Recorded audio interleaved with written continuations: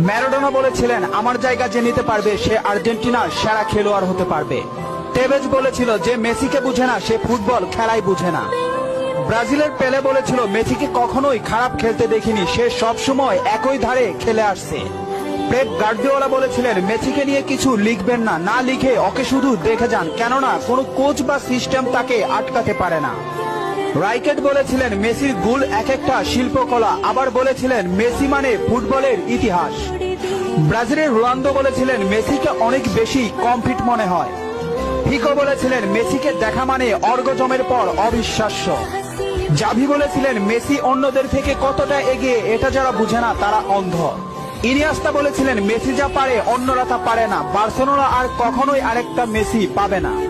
ব্রাজিলের রোনালদিনহো বলেছিলেন, আমি একবার বিশ্ব সেরা হয়েছিলাম, কিন্তু তখনও বার্সার সেরা প্লেয়ার হতে পারিনি, কারণ তখন বার্সাতে ছিল মেসি। অরিফ বলেছিলেন, মেসিকে দেখলে সব সময় সতর্ক থাকতে হয়। ইব্রাহিম মুভিজ বলেছিলেন, মেসির বাঁ পায়ে যথেষ্ট, ডান পায়ের কোনো প্রয়োজনই নেই। খুলিদ বলেছিলেন, মেসিকে দেখতে পাচ্ছি বলে আমরা ভাগ্যবান, কারণ মেসি ফুটবলের সৌন্দর্য।